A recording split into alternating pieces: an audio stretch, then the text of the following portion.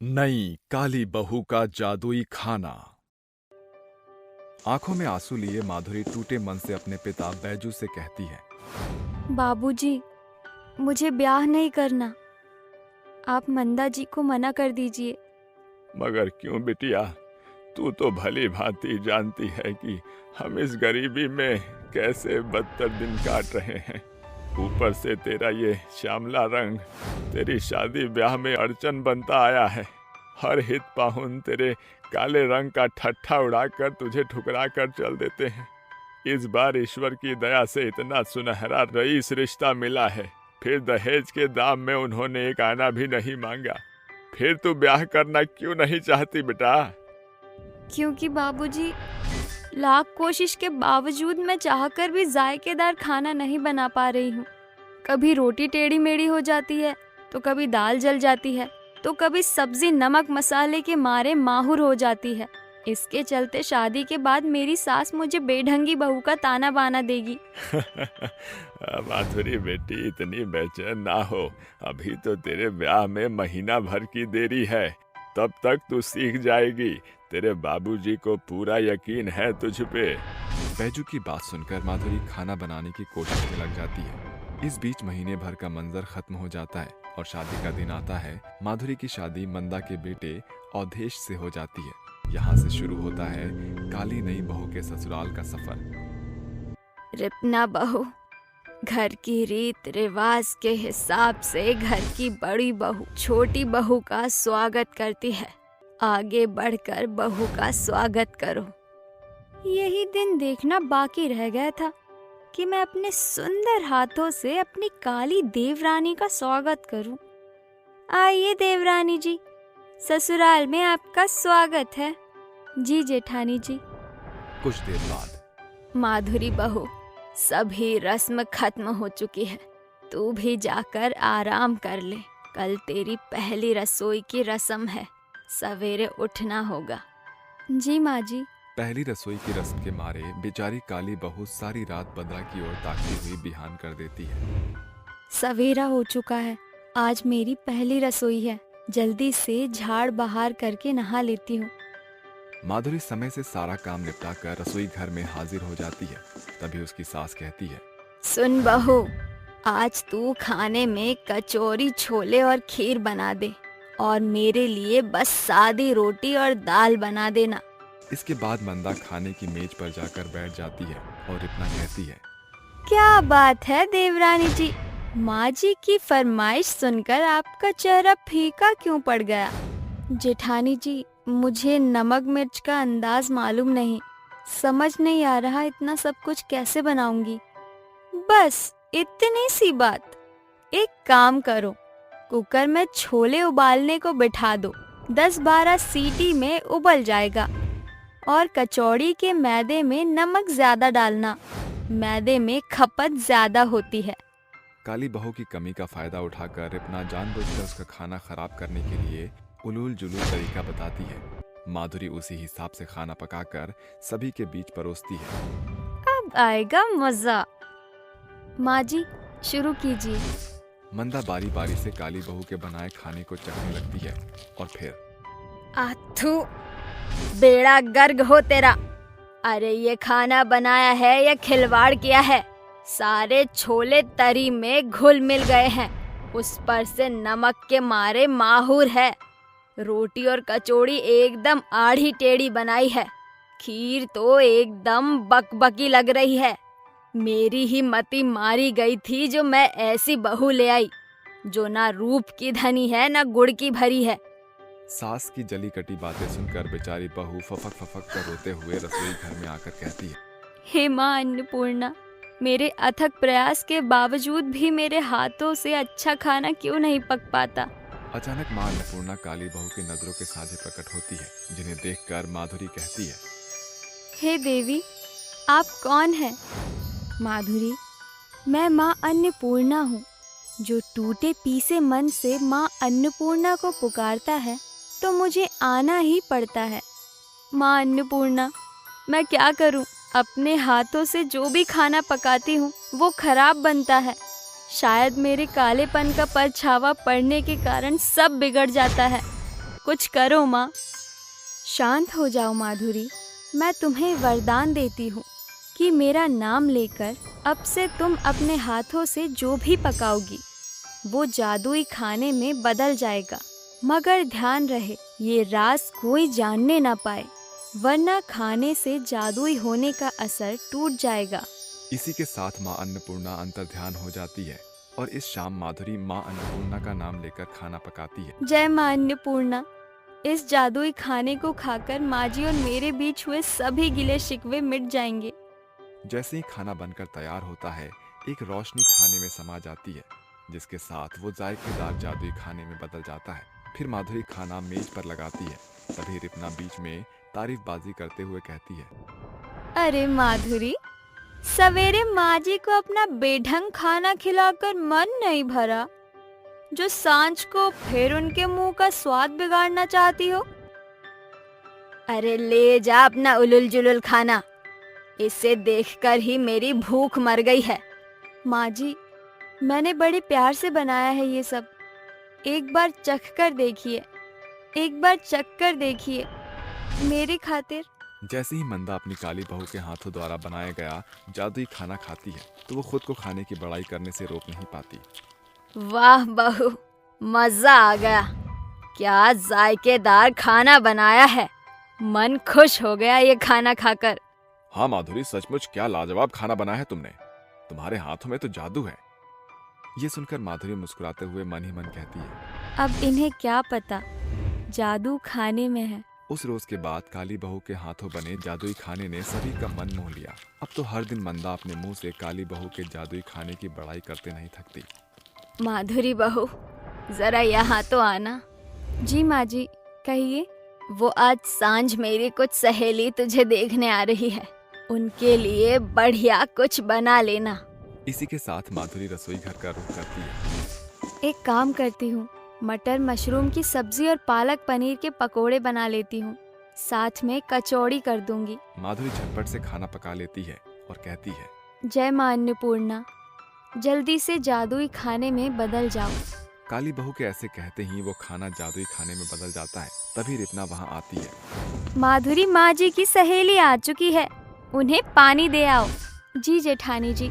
माधुरी के रसोई घर में जाते ही रिपना सब्जी में मिर्ची का डिब्बा उड़ेल देती है। इस बात से बेखबर माधुरी मेज पर खाना परोसती है। जादुई खाने का पहला निवाला खाकर मंदा की सहेली जमुना कहती है, मंदा, तेरी बहू के हाथों में तो साक्षात माँ अन्नपूर्णा का बसेरा है। इतना बेनजीर खाना बनाया है कि जी करता है उंगलियां चाट जाऊं। ये सुनकर रिपना कुड़कुड़ाने लगती है। ये कैसे मुमकिन हुआ? जमुना चाची के मुंह से धुआं निकलने की बजाय काली बहू के खाने की बड़ाई निकल रही है। कुछ तो ऐसा जरूर है जो ये काली कमली छुपा रही है। उस रोज से रिपना माधुरी पर नजर रखने लगती है। एक दिन माधुरी किचन में खाना बना रही थी, पर रिपना छुपकर माधुरी का ऐसा करता देख लेती है। उसे जादुई खाने का राज मालूम पड़ जाता है। रिपना अपनी सास को बुलाहट देती है, माँ जी, जरा जल्दी से रसोई में आइए। अरे क्या बात है रिपना बहू, इतनी गर्दिश क्यों मचा रखी है?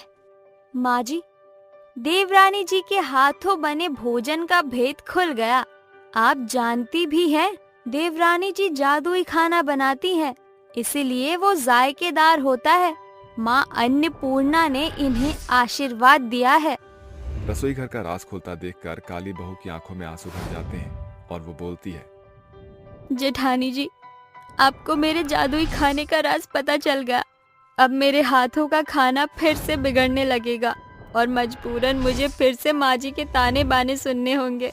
बेबस काली बहू के दिल में बसा बेढंगा खाने का खौफ देखकर मंदा का दिल भर आता है और वो कहती है, ना बहू, रो मत, अब तुझे तेरी सास खाना बनाना सिखाएगी, वो भी बिना ताने बाने के। ये सुनकर माधुरी के चितवन में बसा खाने का खौफ खुशी में बदल जाता है और आखिरकार काली बहू सास की आस पर खरी उतरती है, जिसके बाद काली बहू जादू पर नहीं बल्कि खुद पर निर्भर होकर लाजवाब खाना बनाने लगी थी। घर में सोती हुई बहू को सास तकिए से मारने की कोशिश करती है। आज की रात तेरी आखिरी रात है, बहुत सो लिया तूने, अब तेरी सांसें हमेशा के लिए थम जाएंगी। माँ जी, आप ही क्या कर रही है? छोड़िए मुझे। तू इसी लायक है, और तेरा वो ढीठ बंदर, अभी उसका भी इंतजाम करना है मुझे। ये कहते सुरेखा अपनी बहू की गिनी चुनी सांसों को भी खत्म करने वाली थी। इतने में बहू का वफादार बंदर उसे बचाने के लिए आ जाता है और सुरेखा को मारने लगता है। अरे कोई बचाओ बचाओ बचाओ मुझे। अरे इस बंदर को हटाओ कोई, ये कैसे कर रहा है ये? अरे हट यहाँ से, हट। अच्छा हुआ जग्गू तू आ गया, वरना आज तो माँ जी अपनी हद ही पार कर रही थी। एन मौके पर आकर जग्गू बंदर ने अपनी अजीज शिल्पा को बचा लिया था। आखिर दोनों के बीच में ऐसा कौन सा कनेक्शन था, और सास अपनी बहू को इस तरह से क्यों मारना चाहती थी? पूरी कहानी का सच क्या था, ये जानने के लिए आपको कहानी में कुछ समय पीछे जाना होगा। एक समय पहले शिल्पा अपने पिता दामोदर और प्रिय जग्गू के साथ रहती थी। उसका पिता सर्कस में मदारी का खेल दिखाता था और शिल्पा अपने पिता दामोदर के साथ रहती थी। जब वो 18 वर्ष की थी तब भी उसके पिता करतब दिखाने में बहुत मशहूर थे। ऐसे ही एक दिन सर्कस में दामोदर अपने बंदर से करतब करवा रहा था, जिसके लिए बहुत सारे लोग ताली बजा रहे थे। ये देखिए मेहरबान कदरदान, मेरे जग्गू बंदर की कलाबाजियों को देखिए। जग्गू बंदर शुरू हो जाओ। ऐसा बोलते ही जग्गू बंदर होला होप लिए आता है, उससे करतब दिखाने लग जाता है। तो कभी आग के होला होप से निकलकर आगे निकल जाता है, जिसके बाद सभी लोग जोरदार तालियां बजाते हैं और इस तरह से अपना शो खत्म करके घर आ जाते हैं। तभी शिल्पा बंदर के सिर पर हाथ रखकर कहती है, जग्गू आज का करतब तो तुमने बहुत अच्छा किया। पता है आज काफी सारे लोग आए थे। तुम तो दिन पर दिन टैलेंटेड होते जा रहे हो। मेरा बेटा बहुत होशियार हो गया है। यही तो है जिसने मेरे जीवन में आकर सब अच्छा कर दिया। किसी बेटे से कम नहीं है। वो तो है पापा, पर मुझे मत भूल जाना, आपकी बेटी भी है शिल्पा नाम की। अरे मेरे कलेजे के दो ही तो टुकड़े हैं, एक तू और जग्गू। कैसे भूल सकता हूँ? चलो आ जाओ, खाना खाते हैं। तभी बंदर प्यार से दामोदर को चमकते हुए आंसुओं से देखता है और गले लगा लेता है। फिर दामोदर बोलता है, अरे देख तो सही कैसे इमोशनल कर रहा है मुझे। अरे ठीक है, आज तुझे अपने हाथ से खाना खिला दूंगा। कुछ देर बाद सब साथ बैठकर खाना खाते हैं और दामोदर अपने दोनों बच्चों को अपने हाथ से खिलाता है। वक्त बीतता है, अचानक से दामोदर को दिल का दौरा पड़ता है और वो कहता है, मेरा अंतिम समय आ गया, मेरे प्राण निकलने ही वाले हैं। नहीं नहीं पापा, ऐसा मत कहिए पापा, आप हमें छोड़कर कहीं नहीं जाएंगे।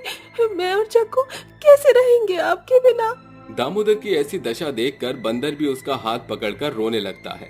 तभी दामोदर उसके सिर पर हाथ रखकर कहता है, बेटा तू तो मेरा प्यारा बेटा है ना। देख मेरे पास ज्यादा समय नहीं है, इसलिए मेरी बात सुन ले। मैं जानता हूँ तू बहुत होशियार है, इसलिए अपनी बहन का ख्याल रखना, उस पर कभी आंच मत आने देना। ये बोलते ही दामोदर अपना दम तोड़ देता है, जिसके बाद दोनों बहुत रोते हैं और एक दूसरे का सहारा बनते हैं। दामोदर के चले जाने से जग्गू भी गुमसुम सा हो गया था। कुछ समय बाद आसपास के रिश्तेदार शिल्पा का रिश्ता राजीव नाम के लड़के से करा देते हैं।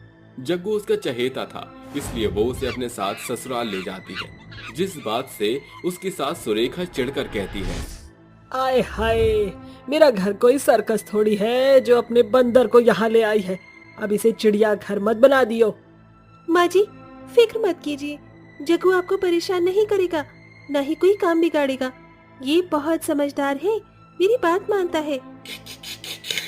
क्यों है ना जग्गू? ये बोलकर वो पूंछ हिलाता है। ऐसे ही अगले दिन जब शिल्पा रसोई में काम कर रही थी, तभी जग्गू उसे देखकर बर्तन साफ करने लगता है। तभी शिल्पा कहती है, अरे जग्गू ये तू क्या कर रहा है? मैं खुद सारा काम कर लूंगी, तू मत कर। माँ जी ने देख लिया तो गुस्सा करेंगी। शिल्पा रोटी बनाती है तो वो टेबल पर लड़कर सब्जी काटने लगता है। शिल्पा फिर उसे मना करती है तो वो दूसरा काम करने लगता है। उसी वक्त सुरेखा आती है। सत्यानाश हो तेरा, बहू, तेरी हिम्मत कैसे हुई बंदर को मेरी रसोई में लाने की? करा दिया ना मेरी रसोई को खराब तूने। जग्गू के बच्चे, मना किया था ना तुझे मैंने, देख लिया ना माँ जी ने अब तुझे। अब जा यहाँ से और दोबारा यहाँ मत आना। जग्गू का मुंह उदास जैसा हो जाता है और वो अपने कमरे में जाकर मुंह फुलाकर बैठ जाता है। कुछ देर बाद जब शिल्पा जग्गू के पास जाती है तो वो उससे मुंह मोड़ लेता है। अच्छा, अब तू ऐसे मुंह फुला कर रहेगा मुझसे भी? तो मैं रोने लगूंगी। तू चाहता है मैं रो जाऊं? ठीक है, तू मुझसे बात नहीं कर रहा ना, मैं जा रही हूँ। शिल्पा जब जा रही थी तो जग्गू उसका पल्लू पकड़कर रोक लेता है। फिर शिल्पा उसे अपने गले लगा लेती है। वक्त बीतता है। 1 साल बाद शिल्पा की एक लड़की होती है। सुरेखा को यह बात बिल्कुल रास नहीं आती। कुछ और वक्त बीतता है।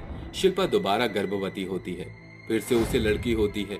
ये देखकर सुरेखा कहती है, अरे राम रे, मेरे तो कर्म ही फूट गए हैं। एक बार लड़की हो गई और दोबारा भी। अरे मेरे जीवन में पोते का सुख है कि नहीं? नाक में दम करके रख दिया। मोहल्ले के सारे लोग मुझे इतनी खरी खोटी सुनाते हैं। ये तो तू समझती नहीं होगी ना। तुझे तो अपने जग्गू बंदर भाई के अलावा कुछ दिखता ही नहीं है। मेरी छाती पर और ले आई इसे मूंग दलने के लिए। क्या माँ जी, आप बार बार जग्गू को बीच में क्यों ले आती हैं? आपको कभी कुछ कहता थोड़ी है ये। और 2 लड़की हो गई तो मैं क्या करूँ? ये सब तो मेरे बस में नहीं है ना। मुझे नहीं पता।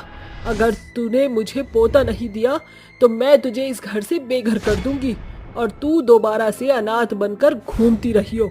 जग्गू इसकी बात समझ जाता है और गुस्से से वो सुरेखा के हाथ पर काट लेता है।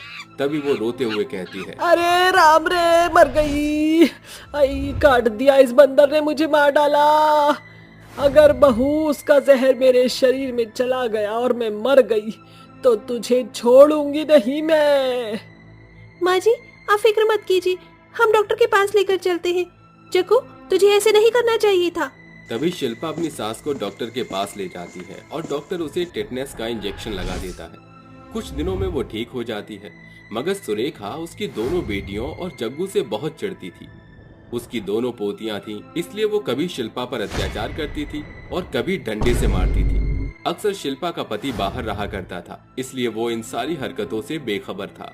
एक दिन तंग आकर सुरेखा बोलती है, बस बहुत हुआ, अब इसका काम खत्म करके ही रहूंगी मैं। कल ही इसे मार डालूंगी। जग्गू उसकी बात समझ जाता है और जाकर शिल्पा को बताता है। इशारे करता है जहाँ वो अपनी दोनों छोटी बच्चियों के साथ खेल रही थी। मगर वो कहती है, नहीं जग्गू, तुम ये क्या बोल रहे हो? माँ जी मेरे साथ ऐसा कभी नहीं करेंगी, चाहे वो कितना भी हमसे नाराज हो। तो जा, अभी मुझे बच्चों को सुलाना है। ये सुनकर जग्गू दुखी होकर चला जाता है। वहीं रात में सोते वक्त ही सुरेखा अपनी बहू को मारने के लिए उसके कमरे में जाती है, जहाँ उसकी दोनों पोतियां भी सोई हुई थीं। शिल्पा को सोता हुआ देख सुरेखा तकिया उठाती है और उसके मुंह को दबाना शुरू कर देती है। अच्छा हुआ जो वो बंदर यहाँ नहीं, आज तो मार डालूंगी इसे। बचाओ, बचाओ माँ जी, ये आप क्या कर रही हैं?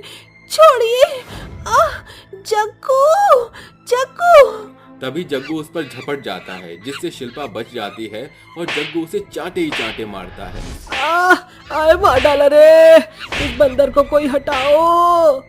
अच्छा हुआ जग्गू, तूने आकर मुझे बचा लिया, वरना माँ जी ने तो मुझे मारने की कोई कसर नहीं छोड़ी थी। माँ जी, आपने मेरे साथ ऐसा क्यों किया? क्योंकि मुझे तेरे जग्गू से बहुत ज्यादा चिढ़ है, ऊपर से 2 पोतियां, इसलिए मैंने तुझे मारना चाहा। माना माँ जी, आप मुझसे सिर्फ इस वजह से चिढ़ती हैं, लेकिन एक बात सोचिए, मैंने आपके साथ कभी कुछ गलत नहीं किया। घर के सारे काम बहुत अच्छे से किए हैं। जग्गू ने भी आपके साथ कभी बुरा व्यवहार नहीं किया। और रही बात, अगर आप मुझे मार देती तो मेरे दोनों बच्चों को कौन पालता? कैसी उनकी परवरिश होती और जग्गू का क्या होता? मुझे माफ कर दे, मुझे अपनी गलतियों का एहसास हो गया है। अब मैं अपनी पोतियों को और जग्गू को बहुत प्यार करूंगी। अगर आप सच में सुधर गई हैं, तो मेरे जग्गू को गले से लगा लीजिए। नहीं नहीं, मुझे बहुत डर लगता है। करिए माँ जी।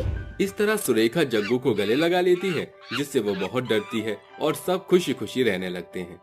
अरे बहू, ओ बहू, अरे ओ काली घटा, कहाँ पर है तू? आई माँ जी। काजल तुरंत रसोई से बाहर आती है और अपनी सास से कहती है, बोलिए माँ जी, क्या हुआ? कोई परेशानी है क्या? अरे परेशानी ही परेशानी है। तुझे ये घर के काम दिखाई नहीं देते? जब देखो यहाँ से वहाँ काम चोरी करती रहती है। अरे कुछ तो देख लिया कर, इस घर में कितना सारा काम होता है। अब क्या इन सब कामों को मैं करूँगी? नहीं माँ जी, ये सब काम मैं खुद कर लूंगी। आप जाइए अपने कमरे में आराम कर लीजिए। तो इसका मतलब अब तू मुझे बताएगी कि मुझे क्या करना है और क्या नहीं? अरे तू तो मेरे ऊपर अभी से रौब जमाने लगी है। नहीं माँ जी, आप मुझे गलत समझ रही हो। भला मैं ऐसा क्यों करूंगी? मैं तो आपको आराम करने के लिए कह रही थी। तभी काजल का पति सूरज दोनों सास बहू की यह बातें सुन लेता है और उनके पास आकर उनसे कहता है, अरे क्या बात है, तुम दोनों इस तरह क्यों लड़ रही हो? कोई परेशानी है तो चुपचाप सुलझा लो। अरे बेटा देख ले तेरी बहू को, एक तो काली कलूटी है, ऊपर से मेरे ऊपर इतना हुक्म चलाती है। जब देखो अपनी मनमानी करती है। देखो काजल, अगर तुम्हें इस घर में रहना है तो माँ की बात माननी ही होगी, वरना मैं तुम्हें छोड़ दूंगा। ऐसा कहकर सूरज गुस्से से चला जाता है। सावित्री ने काजल की शादी अपने बेटे सूरज से केवल इसलिए करवाई थी क्योंकि काजल के माता पिता ने दहेज के साथ साथ बहुत मोटी रकम भी दी थी, जिसे याद करके सावित्री अपने मन ही मन सोचती है, आज अगर मैंने लालच ना किया होता तो ये काली कलूटी बहू मेरे नसीब में ना होती। ऐसा कहकर वह वहां से चली जाती है, जिसके बाद काजल घर के बाकी के कामों में लग जाती है। ऐसे ही देखते देखते कुछ साल बीत जाते हैं, जिसके पूरे 4 साल बाद भी काजल को कोई संतान पैदा नहीं होती, जिस बात से सावित्री काजल को बहुत ताने सुनाने लगती है। अरे तू औरत है या कुछ और? अरे तेरी शादी को पूरे 4 साल हो गए हैं और तूने अभी तक एक संतान को जन्म नहीं दिया। अरे हमारी पड़ोसन बाला है ना, उसकी बहू ने 2 साल में 2 बच्चे जने हैं, तुझसे तो एक भी ना हो पा रहा। माँ जी, ये सब तो भगवान के हाथों में है, इसमें मैं क्या कर सकती हूँ? जब वह हमें संतान देना चाहेगा तो हमें संतान मिल जाएगी। हाँ, बस 4 सालों से यही तो देखती आ रही हूँ, जब देखो जुबान चलाने के लिए बैठ जाती है। ऐसा कहकर सावित्री अपने कमरे में चली जाती है और बेचारी काजल रोने लगती है। जिसके बाद शाम को जब काजल सब्जी मंडी में सब्जी लेने जाती है तो वहाँ उसे उसकी दोस्त गायत्री उसे मिलती है, जो उसे देखकर उससे कहती है, अरे काजल, तुम कैसी हो? कितने दिनों बाद मिली हो। मैं तो ठीक हूँ बहन, तुम कैसी हो? तुम्हें देखकर तो दिल बहुत खुश हो गया। काफी सालों बाद तुम्हें देख रही हूँ। तुम ठीक तो हो ना? अभी तो सब कुछ ठीक चल रहा है, लेकिन कुछ समय पहले मैं बहुत परेशान थी। मेरी कोई संतान नहीं थी। कई सालों से मैं और मेरा पति संतान के लिए दुआएं कर रहा था, लेकिन हमें कोई संतान नहीं हो पाई। लेकिन अब मेरे पास एक प्यारा सा बेटा है, वो भी लक्ष्मी माता की कृपा से। ये सब कैसे? मुझे भी कई सालों से कोई बच्चा नहीं हो रहा। मुझे भी बताओ ताकि मैं भी संतान का सुख प्राप्त कर सकूं। गायत्री उसे लक्ष्मी माता की पूजा के बारे में बताती है। देखो, लक्ष्मी माता बहुत अच्छी हैं, तुम बस उनकी पूजा करो। जब वह तुझसे प्रसन्न हो जाएंगी तो वह तेरी सभी ख्वाहिशों को पूरा करेंगी। ठीक है गायत्री, अब से मैं भी लक्ष्मी माता की पूरे मन से पूजा करूंगी। उस दिन के बाद से काजल लक्ष्मी माता की पूजा करना शुरू कर देती है। वह सुबह शाम लक्ष्मी माता की पूजा करती है। यह सब देखकर सावित्री अपने मन ही मन सोचती है, मुझे तो ऐसा लगता है कि इसने कोई जादू टोना सीख लिया है, जिसकी वजह से ये सुबह शाम मंदिर में ही पड़ी रहती है। ऐसे ही कुछ दिन बीत जाते हैं, लेकिन सावित्री काजल को कुछ नहीं कह पाती। एक दिन काजल को सपने में लक्ष्मी माता दिखाई पड़ती है। काजल, मैं तुम्हारी पूजा और श्रद्धा से संपन्न हूँ। बताओ तुम्हें क्या चाहिए मुझसे? माता रानी, मेरे पास भगवान का दिया हुआ सब कुछ है, बस मुझे एक संतान चाहिए। जो तुम्हें चाहिए वो तुम्हें बहुत जल्द मिलेगा, ये मेरा तुमसे वादा है। तभी अचानक से काजल का सपना टूट जाता है और वह नींद से उठकर यहाँ से वहाँ देखने लगती है। जिसके बाद वह दोबारा सो जाती है और अगले दिन जैसे ही सवेरा होता है वह रसोई में खाना बनाने लगती है। तभी अचानक से उसे उल्टियाँ शुरू हो जाती है, जिसके चलते उसे यह मालूम चल जाता है कि वह प्रेग्नेंट हो गई है। सूरज काजल की बिगड़ी हुई हालत को देखकर उसे हॉस्पिटल लेकर जाता है, जहां डॉक्टर सूरज से कहता है, आप पिता बनने वाले हैं, मुबारक हो, आपकी पत्नी प्रेग्नेंट है। यह सुनकर सूरज को बहुत खुशी मिलती है और वह अपनी पत्नी को वापस घर ले आता है। लेकिन घर आते ही जब सूरज अपनी माँ को काजल की प्रेगनेंसी के बारे में बताता है तो उसकी माँ सावित्री का बुरा सा मुंह बन जाता है और वो अपने बेटे से कहती है, अरे बेटा, काजल तो इतनी काली है कि मैं क्या बताऊं। मैं नहीं चाहती इसका कालापन तेरे आने वाले बच्चे पर आए, इसलिए इससे कह दियो दूध में केसर डालकर रोज पी लिया करे, नहीं तो बच्चा भी इसी की तरह काला कलूटा पैदा होगा। सूरज अपनी माँ के साथ साथ काजल को भी प्यार करता था, इसलिए उसे उसके कालेपन से कोई परेशानी नहीं थी। ऐसे ही धीरे धीरे कुछ दिन बीत जाते हैं और अब काजल को 9वां महीना चल रहा होता है।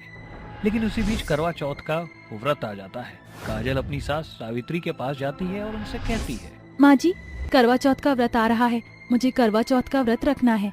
अरे गर्भवती औरतें कोई व्रत नहीं रखती, जाकर आराम कर ले। सावित्री करवा चौथ का व्रत रखने के लिए मना कर देती है। जैसे ही शाम होती है, शाम को काजल के फोन पर एक कॉल आता है। हेलो, कौन बोल रही हैं आप? देखिए जी, मैं जीटी हॉस्पिटल से बात कर रही हूँ। आपके पति सूरज का एक बहुत बड़ा एक्सीडेंट हो गया है, फौरन हॉस्पिटल आ जाइए। यह सुनते ही उसके पैरों तले जमीन खिसक जाती है, जिसके बाद वो अपनी सास सावित्री के साथ सीधे हॉस्पिटल पहुंचती है। डॉक्टर उन्हें बताते हैं कि सूरज के बचने के चांसेस बहुत मुश्किल है, जिसके चलते उसकी मृत्यु भी हो सकती है। अब चाहे कुछ भी हो जाए, मैं अपने पति की लंबी उम्र के लिए करवा चौथ का व्रत रखूंगी। अगर करवा माता सच्ची हैं और उनमें शक्ति है तो वह मेरे पति को बचा लेंगी।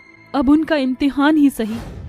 अगले दिन जैसे ही सवेरा होता है, काजल अपने पति की लंबी आयु के लिए करवा चौथ का व्रत रख लेती है और शाम को 4 बजे करवा चौथ की कथा सुनती है और रात को हॉस्पिटल से ही चांद निकलने का इंतजार करती है। जैसे ही चांद निकलता है, चांद को देखकर अपने करवा चौथ का व्रत खोलती है। लेकिन तभी अचानक से उसके पेट में दर्द होने लगता है, जिसके बाद सावित्री उसे सहारा देते हुए डॉक्टर के पास ले जाती है और डॉक्टर उसे ओपीडी में ले जाते हैं। कुछ ही घंटों बाद ओपीडी से एक बच्चे की रोने की आवाज आने लगती है। तभी डॉक्टर बाहर आते हैं। मुबारक हो, आप दादी बन गई, आपको एक पोता हुआ है। यह सुनकर सावित्री को बहुत खुशी मिलती है। वहीं दूसरी तरफ सूरज भी खतरे से बाहर निकल आता है, जिसके बाद सावित्री भगवान का लाख लाख शुक्रिया अदा करती है। उस दिन के बाद से सावित्री को समझ आ जाती है कि इंसान गोरा हो या काला, उसका मन हमेशा साफ होना चाहिए। मधुपुर गांव में प्रद्युम्न अपने परिवार के संग रहा करता था, जिसमें उसकी पत्नी मधुलिका, 2 बच्चे चीनू और वीना शामिल थे। सब कुछ भली तौर से चल रहा था। फिर एक रोज प्रद्युम्न ने बीमारी का बिछौना पकड़ लिया। देखते ही देखते लंबा वक्त बीत गया। मधुलिका रसोई घर का रुख कर ही रही थी कि तभी 8 साल की वीना दौड़कर अपनी माँ से कहती है, माँ चलो। अभी तो आई हूँ बिटिया, तू और चीनू मिलकर पिताजी का ख्याल रखो। इतने मैं चूल्हे पर चावल चढ़ा कर आती हूँ।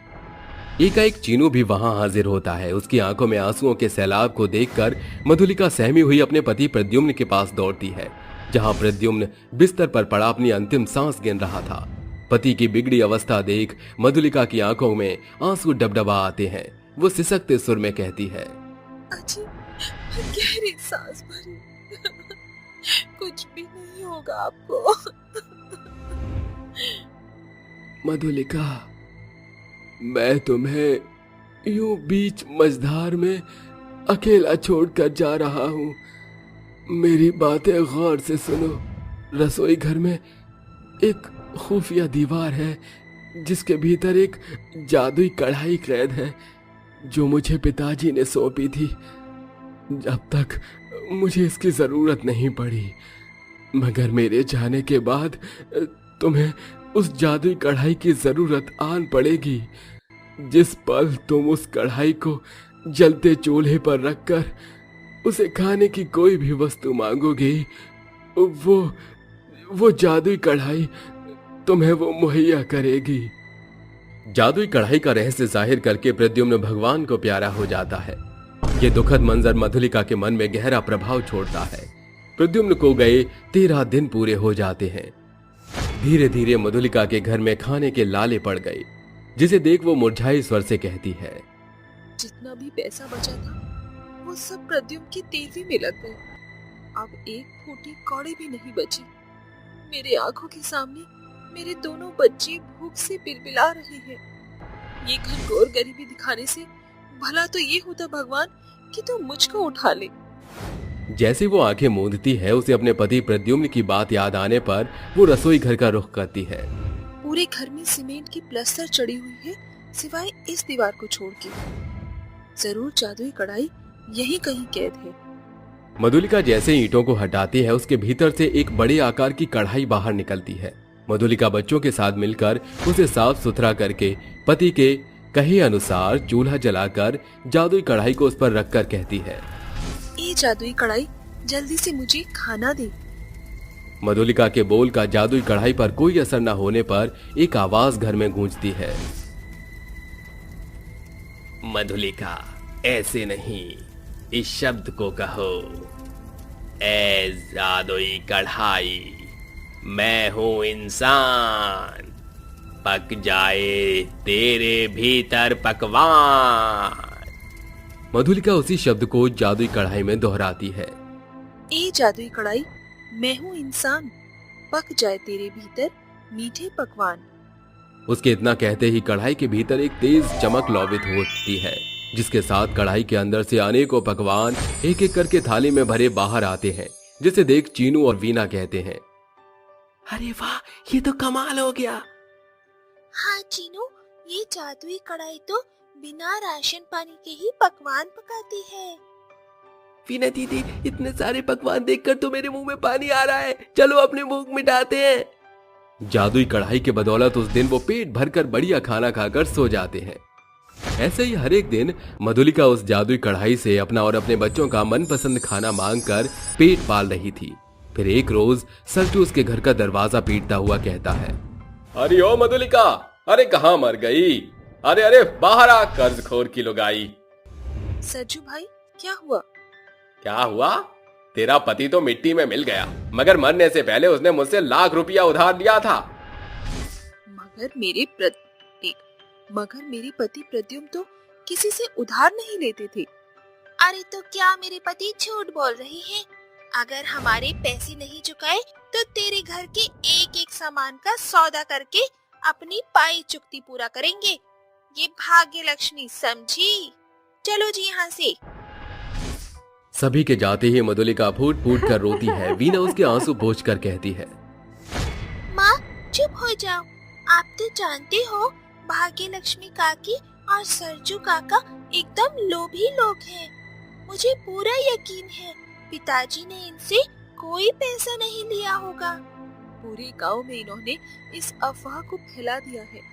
पास में ना एक पैसा है न रोजगार, कैसे चुकता करूंगी ये कर्ज? माँ, अब ये जादुई कढ़ाई हमारा कर्ज उतारेगी। इस जादुई कढ़ाई के सहारे हम एक खाने पीने की दुकान शुरू कर सकते हैं। अरे वाह, आज मेरे दोनों बच्चे सचमुच सयाने हो चुके हैं। मधुलिका उस जादुई कढ़ाई को जलते चूल्हे पर धरकर कहती है, जिसे खाकर हो जाए जमाना दीवाना, ये जादुई कढ़ाई ऐसा स्वादिष्ट दे मुझको खाना। मधुलिका के कहने पर जादुई कढ़ाई अपने भीतर से भांति भांति के व्यंजन बाहर निकालती है।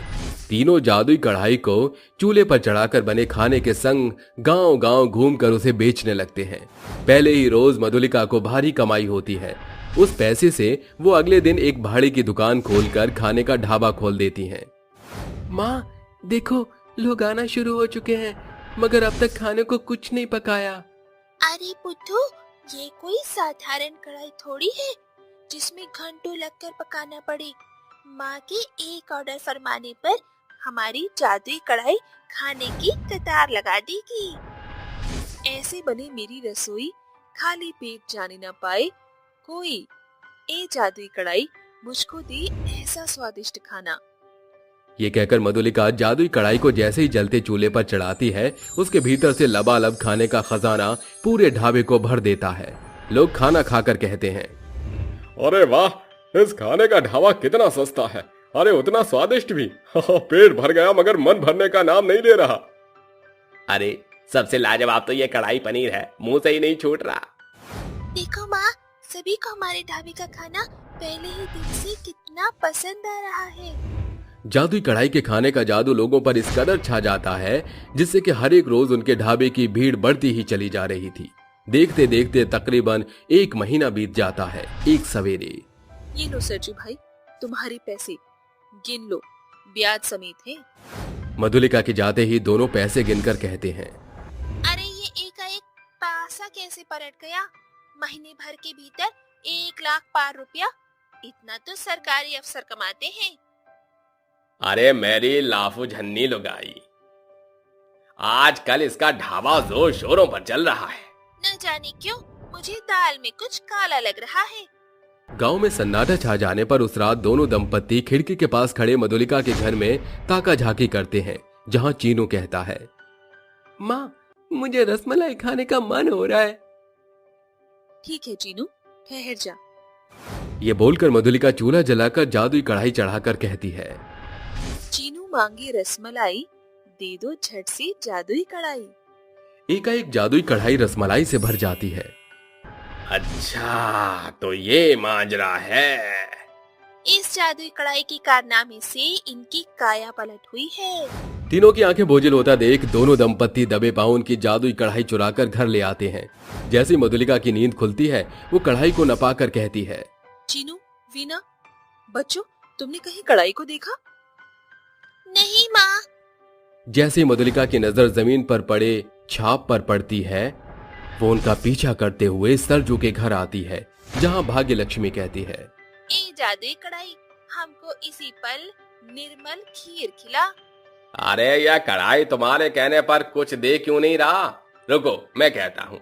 ए जादुई कढ़ाई, खाने से भर जाए 56 भोग, हमें मिल जाए जिसे हमारा घर भर जाए। सरजू के स्वर खत्म भी न हुए थे कि गर्मा गर्म खाना बाढ़ के जैसे कढ़ाई से बाहर आने लगता है और दोनों चीखते चिल्लाते हुए कहते हैं, अरे मारे भैया, ये जादुई कढ़ाई तो मौत का कुआं बन गया। क्यों सरजू, कैसा लगा जादुई कढ़ाई के खाने का स्वाद? अरे मधुलिका, इस जादुई कढ़ाई के कहर से हमको बचाओ। मधुलिका जैसे तैसे जादुई कढ़ाई पर काबू पाकर कहती है, उम्मीद है अब से तुम मुफ्त में मिलने की आस छोड़कर मेहनत से मूल्य कमाना शुरू करोगे। मधुलिका की जादुई कढ़ाई न सिर्फ उसे एक कर्जदार से धनी युवती में बदलती है, बल्कि उसके शब्द लोभी भाग्य लक्ष्मी और सरजू के स्वार्थ को भी सदा के खातिर खत्म कर देती है। पांचों पति अपनी पत्नी के साथ सुनसान जगह पर बहस कर रहे थे। मेरी बात समझने की कोशिश करो, ये कोई बड़ी बात नहीं है। अगर वो लड़की यहाँ आ जाएगी तो अच्छा ही होगा सब। आपको एक बार की बात समझ नहीं आ रही क्या? मुझे ये मंजूर नहीं। मुझे क्या, मेरी चारों बहनों को ही मंजूर नहीं है। देखो भाभी, अब भी कह रहा हूँ, संभल जाओ। हमें एक एक करके पांचों बहनों को यही बात समझाएंगे। नहीं, एक ही बारी में समझ जाओ, वही बहुत है। आपने हम पांचों बहनों को क्या समझ रखा है कि आप पांचों भाई जो बोलेंगे हम वो करेंगे? अरे सही गलत का फर्क तो समझिए।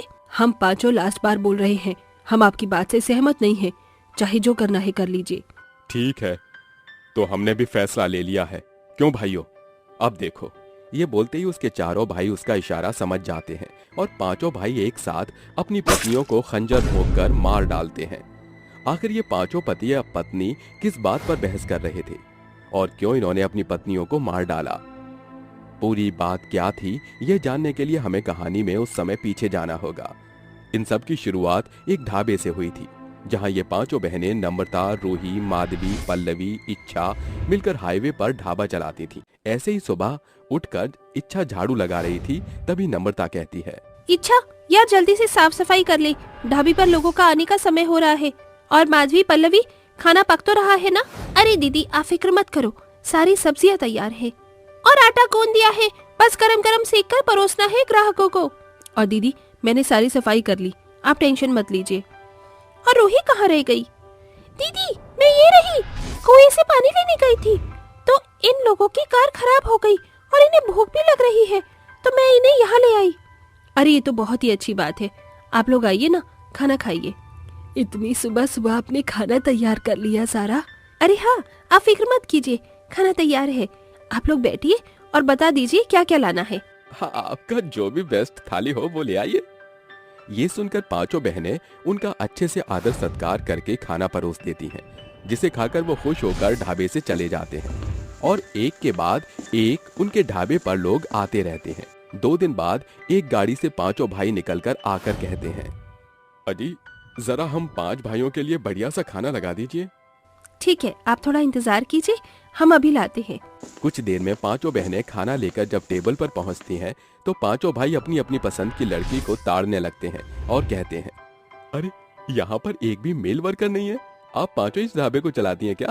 आपने बिल्कुल सही समझा, हम पांचों बहनें ही इस ढाबे को चलाने के लिए सक्षम हैं। अरे आपका दाल मखनी तो बहुत स्वादिष्ट है, किसने बनाया? जी, ये दाल मखनी मैंने बनाई है।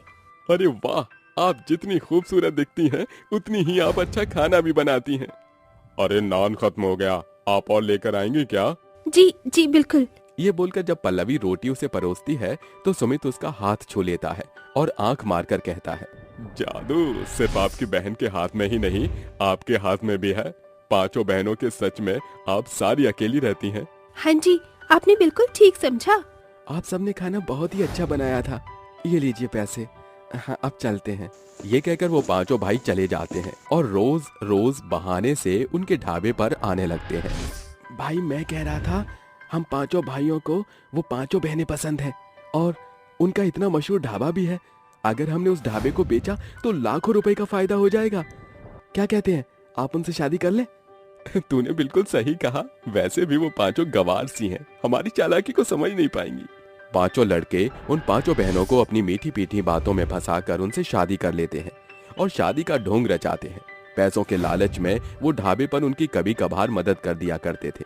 जब ग्राहक आते हैं तो विवेक कहता है, अरे नम्रता, पल्लवी, ग्राहक आए हैं, इसे 2 थाली लगाओ इनके लिए। जी अभी लाई। पांचों भाई उनके ढाबे के पैसों से अय्याशी करके नशा करते थे, पैसे उड़ाते थे और डांस बार जाकर एक लड़की का डांस देखते थे, जिस पर फिदा होकर वो उसे अपने ढाबे पर ले आते हैं और कहते हैं, मोहिनी तुम जानती हो ना, तुम्हारे डांस की वजह से ही हमने तुम्हें यहाँ लाए। अब यहाँ इतना अच्छा डांस करना कि तुम्हारे डांस से लोग इस ढाबे पर खींचे चले आए। अरे मन्ने मोहिनी, कहे मोहिनी, हमारा डांस ऐसा है कि जलवे दिखावे है। तभी मोहिनी ढाबे के बाहर डांस करना शुरू कर देती है, जिसे देखकर चलती फिरती गाड़ी के लोग ढाबे पर आते हैं। ये देखकर पांचों बहनें कहती हैं, केशव, विवेक, जीजू, ये सब क्या है? यहाँ लोग अब खाना खाने कम और डांस देखने ज्यादा आ रहे हैं। आप इस लड़की को हमारे ढाबे के बाहर क्यों न जा रहे हैं? हमारा ढाबा कोई कोठा थोड़ी है जो आप इस लड़की को लेकर आ गए। हम अपनी मेहनत की बलबूते पर ढाबा चलाते हैं, प्लीज इसे वापस भेज दीजिए। अरे इसमें क्या बुराई है? उसके आने से देखो कितने लोग आ रहे हैं। खाना न सही, इसके तो पैसे देकर जा ही रहे हैं ना, वो भी ज्यादा। देखिए, मुझे ये बात मंजूर नहीं है। आप इस लड़की को दफा कर दीजिए, वो भी जितना जल्दी हो सके। पांचों बहनें गुस्से में पांचों पतियों को सुना देती हैं, जिससे वो बौखलाए हुए उनके पति कहते हैं, इन पांचों ने हमारी तौहीन की है, हमें बहुत सुनाया है, मन तो आ रहा है जान ले लो इनकी। अरे सोचना क्या है, मार डालते हैं इन्हें। वैसे भी हमें इनका ढाबा चाहिए था, इन्हें मारने के बाद ही हमारा कब्जा है उस पर। बिल्कुल सही भाई। पांचों भाई उन्हें सुनसान जगह लेकर पहुंच जाते हैं और कहते हैं, मेरी बात समझने की कोशिश करो, ये कोई बड़ी बात नहीं है। अगर वो लड़की यहाँ आ जाएगी तो अच्छा ही होगा सब। आपको एक बार समझ आती नहीं है क्या? और वैसे भी हमने आप लोगों को उस लड़की के साथ कई बार देखा है, उसके साथ ठुमके लगाते हुए। वो आप पांचों को छूती है, हम बहनों पर क्या गुजरती है तब? हम आपकी पत्नियां हैं। कौन सी पत्नी? हम पांचों भाइयों को तुमसे कभी प्यार ही नहीं हुआ था। ये सब सिर्फ तुम्हारे ढाबे पर कब्जा जमाने के लिए था, जो कि अब हमें मिल जाएगा।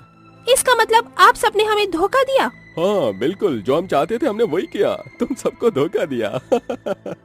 और अब हम लोगों को तुम पांचों की कोई जरूरत नहीं है। ये कहते ही पांचों पति अपनी पत्नियों को मारकर चल देते हैं और एक आदमी को ढाबा बेचने की कोशिश करता है। वहीं दूसरी पांचों बहनें चुड़ैल बनकर लौटते हुए कहती हैं, हमारे पतियों ने हमें धोखा दिया, उसका बदला तो लेना ही होगा दीदी। तुमने ठीक कहा, इन पांचों को छोड़ेंगे नहीं।